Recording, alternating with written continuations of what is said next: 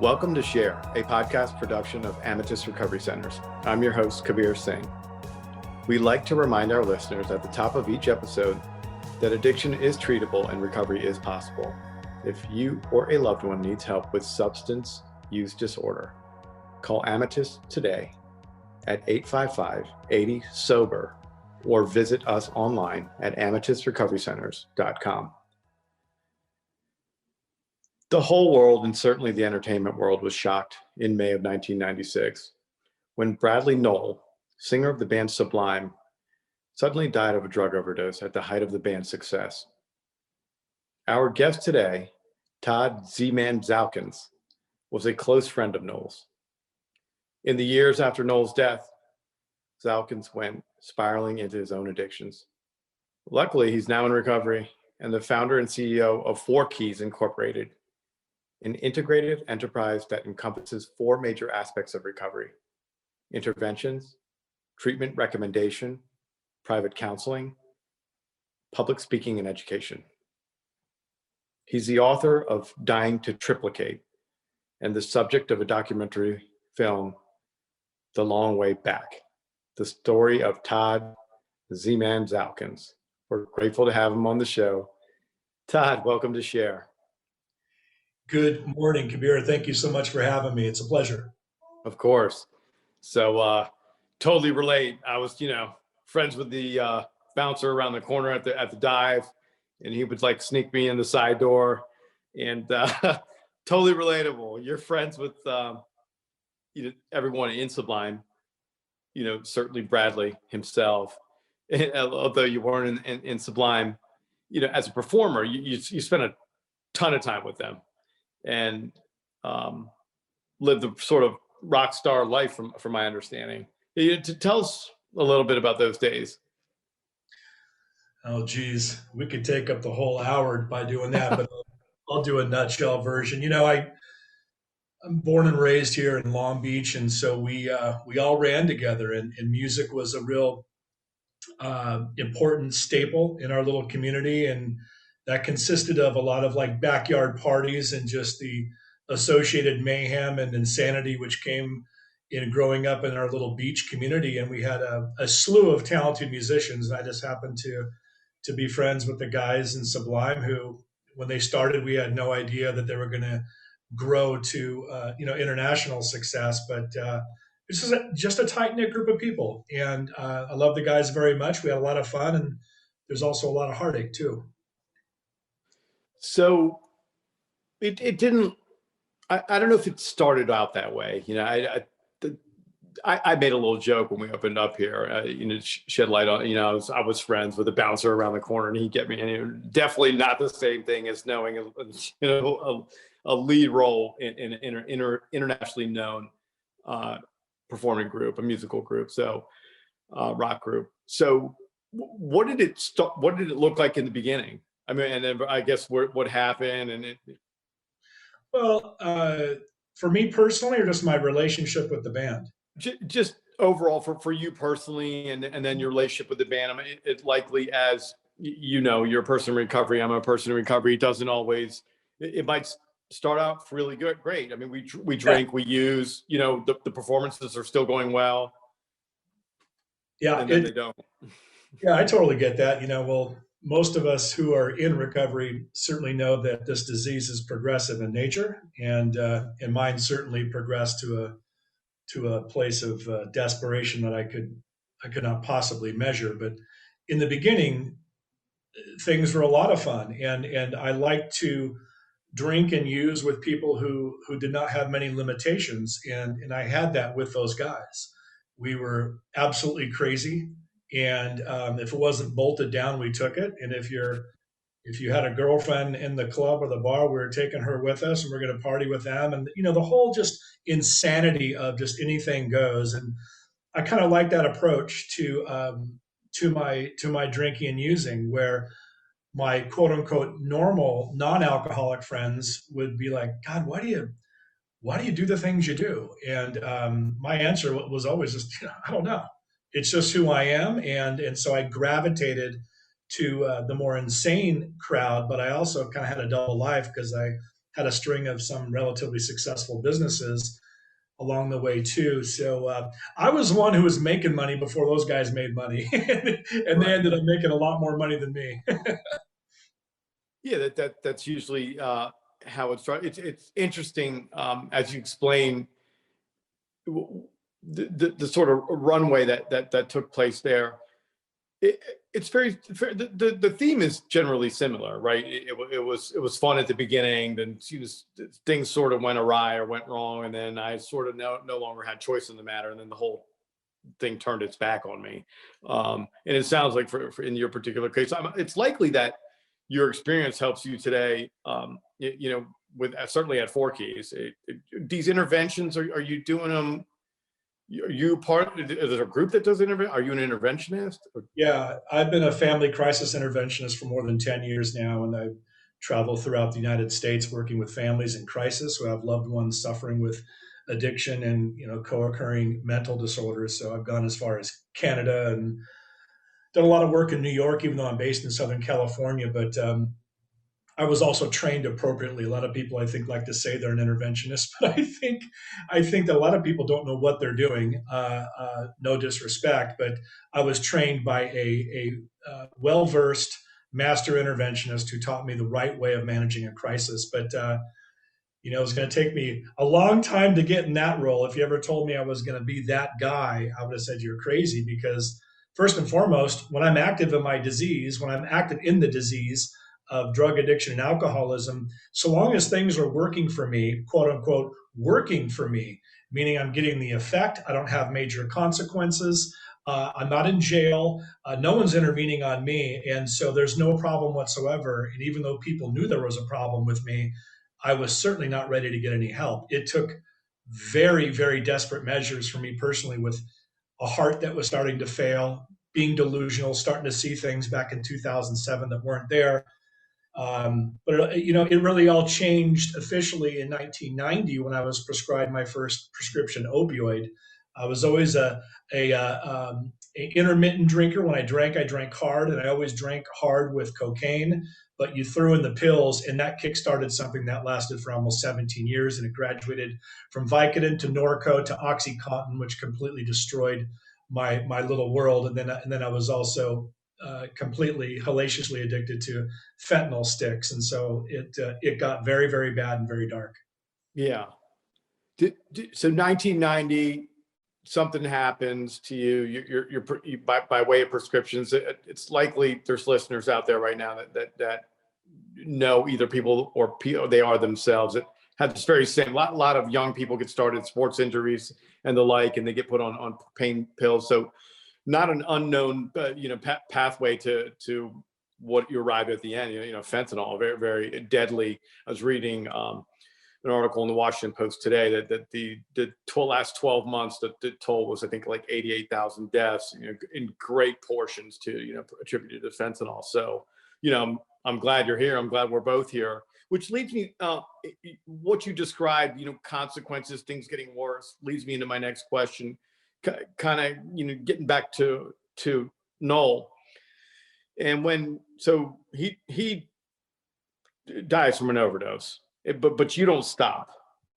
Yeah, well, May 25th, 1996, we're up in Northern California. They played what was to be their last show, a sold out show in Petaluma. Their major release with MCA Records was on the horizon. It was a brilliant document which really launched them worldwide. Uh, so on that night, after we all got home, I was staying at the booking manager's house. Brad was a few blocks away at a hotel. And from what I understand, at about 4 a.m., he tried calling me, and the booking manager tried to wake me up. And I'd been doing cocaine and chewing Norcos at the time. I was just doing the Norco. OxyContin came a couple years later. But I was just like, I'll talk to him in the morning, and then the next morning I come to find that he had died. And it absolutely broke my heart. It broke the hearts of all of us who loved him. And it was one of those things where, as an active addict slash alcoholic, I do not have any coping skills to heal grief. And I just it really opened the pain was so substantial. I continued to self medicate and beat the heck out of myself for years and years after that, and it was going to get worse anyways for me, no matter what. But losing Brad was definitely the official igniter, if that makes any sense, of just the lighting the fire that was really raging within me. And so I would go on until 2007 until I asked for help. Right. So that certainly, maybe we describe it as the beginning to the end stage of the using career. I can certainly relate to that. Many of the substances you talked about, and the combinations and the like, I was, I subjected myself to. I often say that, I didn't abuse drugs. They abused me. And certainly at the end, they it was a whipping of monumental proportions. I like to refer to it as suicide on the installment plan. That's all we're doing. Yeah, no, definitely. So, appreciate you sharing those details, and those are some sort of inside details of where you were in that moment and what happens. And a lot of times, overdose of a loved one or friend is exactly like you say. I can relate that you are mentioning very little coping skills. So if drugs and alcohol were the answer, what was the question? Yeah, yeah. The one of the things, especially how I apply it in my intervention work, is typically when I'm working with a family, this individual, he or she is not in good shape, and so when the drugs and alcohol work well for me, and in 1996 they were still working well for me, even though I had a problem. There was no way I was ready to call a facility like you guys and ask for help, even though I definitely needed it. I needed the help at the time, but I was not ready to make that step of going, okay, it's time to surrender, time to find out people, be around people who know a lot better in life about this thing called life and a sober life, and help me find a God and a higher power and all of these things which have saved my life. I'm in no position to listen to it because everything was working for me at a very high level, despite the grief and the pain that I went through with losing Brad. It was just one of many things that contributed to my underlying causes and conditions to my disease. I share a little bit about it in the film, but as a kid, I was victimized traumatically by molestation, and when I share that with you guys, this is not to come across as a victim, because today I'm a survivor. I've done a great deal of work to get to the other side of that, and I know that there's people who might be listening to this broadcast that have sustained some type of trauma in their life. It doesn't have to be molestation. It can be any numerous forms of trauma. It comes in different forms. Healing is available, and there's professionals, thank God, out there like you people who can help recycle and help someone write their own comeback story. So my apologies for being long-winded on this, but a lot of us come in with tremendous hurt and pain and unresolved issues that we don't think can ever get handled sober. But thank goodness we have people who can help us. I agree. Yeah. So nothing could be too long-winded when it comes to an explanation like that. There isn't enough time in the world to spend on trauma. So I agree with you on that. It's a complex subject. There isn't a sort of one size fits all. Let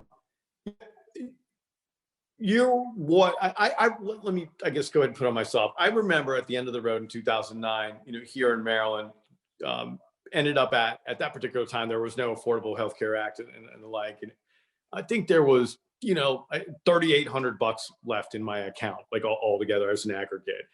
And I had a car, and I went to this indigent treatment center because I had no insurance and certainly didn't have on the one spectrum, 20, 30, 40, whatever it could cost to go to a higher end place. And I remember somebody telling me, they're like, say, you're a high bottom addict. And I'm like, well, I find myself here with you, sir. And they happen to be homeless and the like. So where I was viewed at in that lens, I'm weary of saying that you were a high bottom addict, alcoholic, whatever we want to call it. But you found help. it's a challenging place to be. You still have resources, right? And okay, things have got. So what happens there? And maybe what do you do with your clientele? That's Okay, you know. that's a great statement, and I definitely would like to reply to it. Uh, High bottom has nothing to do with a bank account. In fact, I can't stand that word. I cannot stand the word high bottom.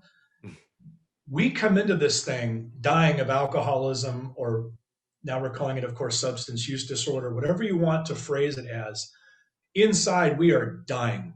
And I don't care if you've got 50 million bucks in the bank or 6 cents.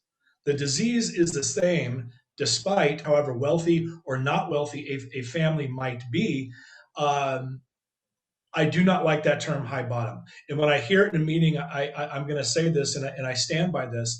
When I've heard a guy or someone say, "Ah, now I was a high bottom drunk," dude, you're in 12-step recovery.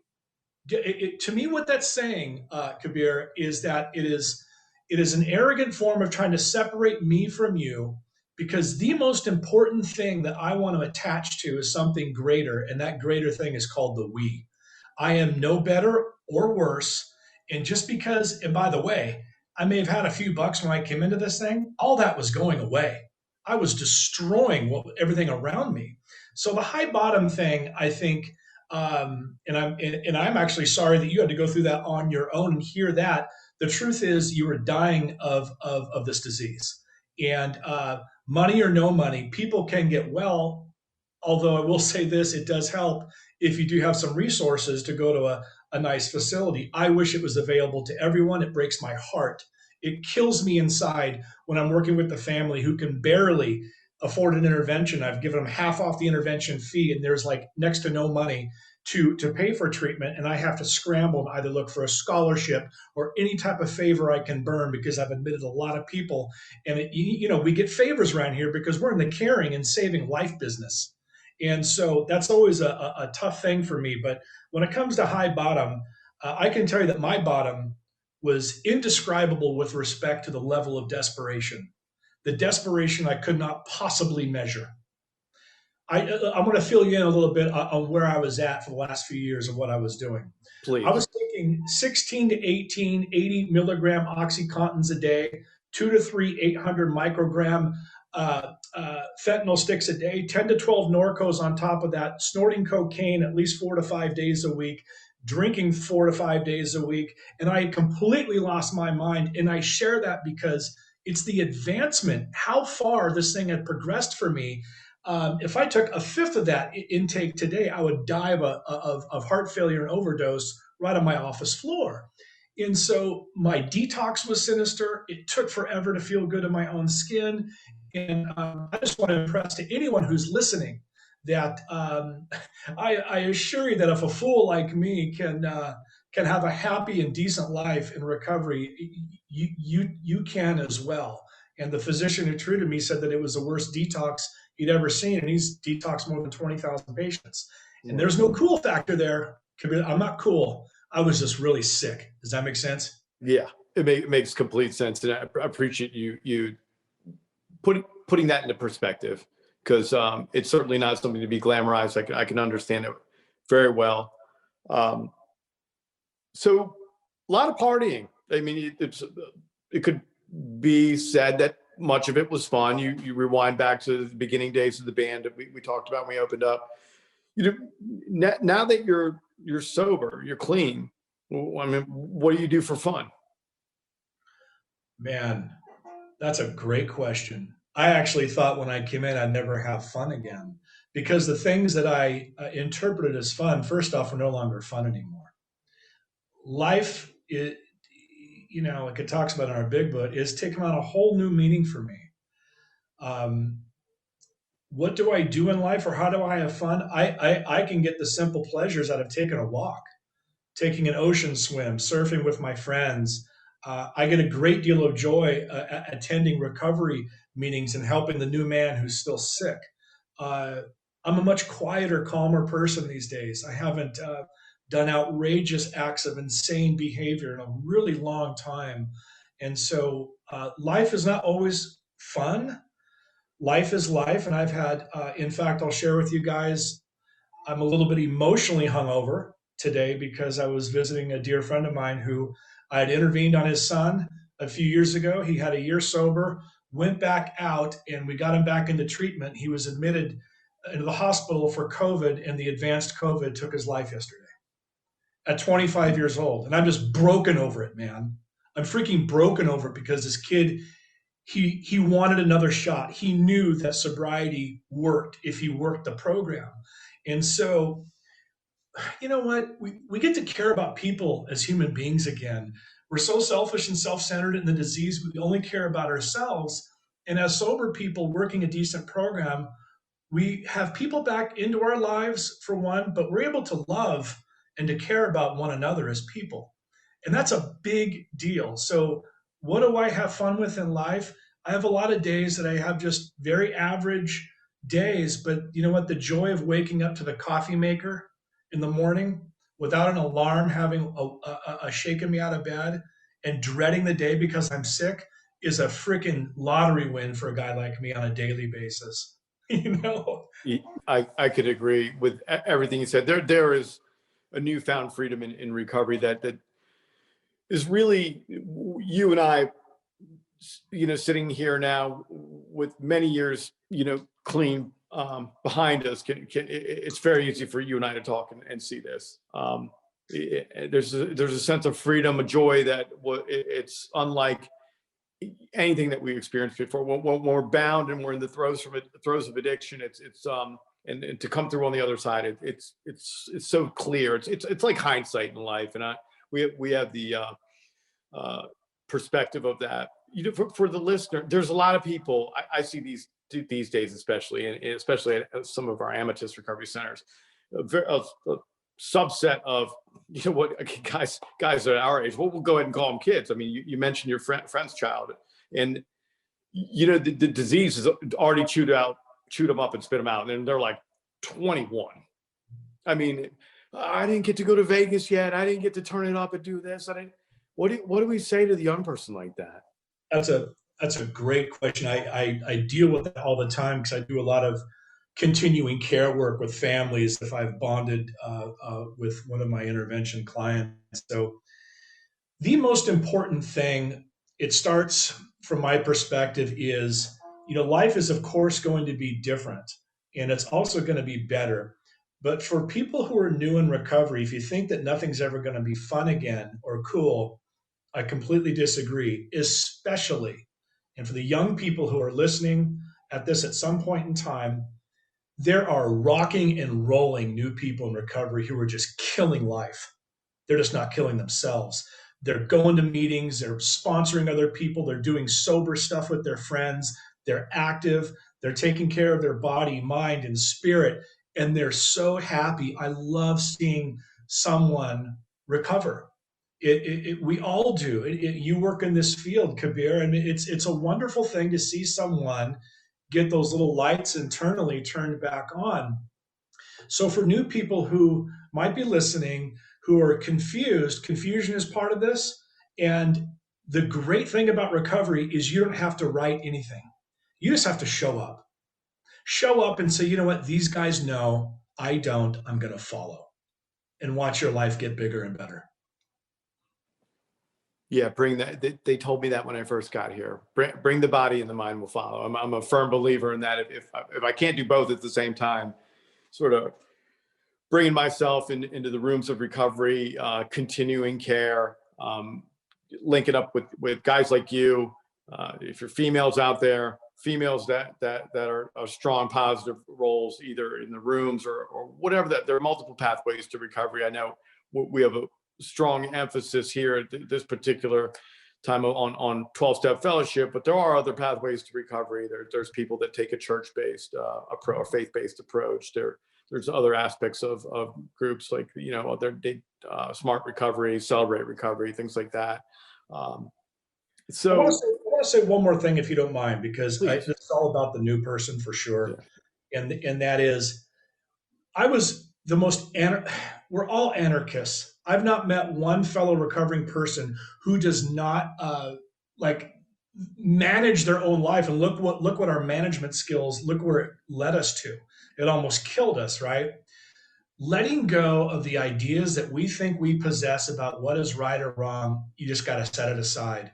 And it was really tough for me, Kabir, early on to be like, man, do I really want to take this guy's direction? Do I really? When I finally let go and said, I'm just going to follow, not only was there relief in it for me, but I have not been led down a bad path by someone who has working knowledge of recovery. Thank God for that. No, I agree with that. I certainly, came in under a similar circumstance, thinking that I had the answers, or a little bit of this. Don't you know who I am? Because I'm just, it's that whole thing. But just like anything else, if today I found myself in a predicament where, um, I'd go see a nephrologist or a liver doctor, a kidney doctor if I had problems with my kidneys, you know what I mean? And, or, diabetics, we often hear this, take medication to treat their diabetes on a daily basis. So our sort of treatment is being engaged in recovery, certainly helping others is what I hear from you is a big part. So, a little bit about, you're certainly a sought after interventionist, public speaker. What would you say that the biggest challenges are in because it's staging an intervention? Is that what it's called? Well, I Or simply put, and I just got a call before we got on, is intervention is simply the management of a crisis. So a family never contacts me when things are going great. They're not checking in with me to tell me how great their son or daughter or wife or husband is doing. So I facilitate and manage the crisis, and the best way I can put it is the gathering of a group of people who love this individual who's suffering and preparing this group of people to handle any manipulation techniques, denial types of issuance that the person's going to come up with. And it's kind of becomes this war of attrition where we get prepared for a long talk.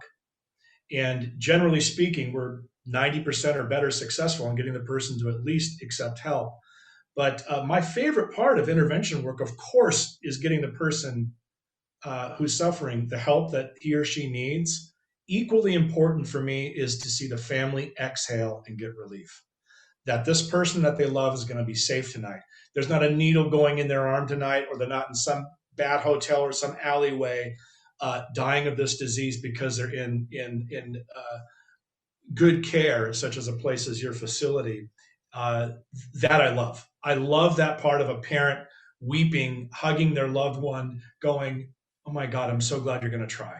So there's a great deal of reward for me on that level. yeah, it's often said it's a family disease. The ripple effects through families, natural supports, and the community is pretty vast, especially losses to overdose and the like. Um, and for those that we use the word that both of us don't like, high bottom drunk, high bottom addict, the frequent flyer, the person that the recidivism or going through treatment a lot. Um, my understanding, I know somebody that went to treatment. I think they mentioned 27 times, Mhm. and so it's a very stark example for me that I just never know when that seed sort of starts to germinate. Right, the seed that was planted in the second treatment center starts to sprout in the 27th. So, you, do you deal with that in your work with multiple visits to and then Yeah. The record that I've experienced, it doesn't beat the one you mentioned, but I had an East Coast intervention where a young man had been to treatment 19 times. And of course, the first thing you think is, well, I don't ever, let me back up. I don't ever want to be the person that says, well, it's just not going to work. Because, first off, if someone still has a pulse, there's a chance of getting sober. It is not our responsibility to dictate is someone going to get it or not. That's between them and God anyway, ultimately. And so the fuse is lit for all of us. And I think that everyone's number is going to come up when we're active in the disease. So left untreated, this is certainly going to kill us. But as far as I like that when you touched on people who have been to multiple times, multiple treatment centers. You know what? At the very least, when that person does reach their quote unquote bottom, at least they know that there's places that do this kind of work where people can return to some sanity. and get a life. Mhm. Well, there you have it, folks. There's always an opportunity to engage in recovery, whether it's your first time or multiple times at it. Todd Z-Man Zalkins of Four Keys Incorporated. Hopefully, Todd has shared some hope and helped you recognize that even at our lowest points, recovery is attainable. If you or a loved one needs help with substance use disorder, call Amethyst Recovery Centers at 855-80-SOBER or visit us online at amethystrecoverycenters.com. I want to really thank you for joining us today, Todd. And this is Kabir. Yeah, thank you so much for having me. If you don't mind, can I share my website if anyone ever wants to get in contact? Please do that. If there's a family in crisis and needs some help, please feel free to reach out to me. It's just ToddZalkins.com, TODDZALKINS, ToddZalkins.com. And you guys keep up with the great work you're doing, Kabir, and it's been a real pleasure to participate and keep helping save lives, man. Thank you, Todd. And if anyone happens to call us as well and is looking for you, we'll hook them up with you if they call our 800 number. So I appreciate that. So I'm Kabir Singh, and we'll be with you next time. Thanks.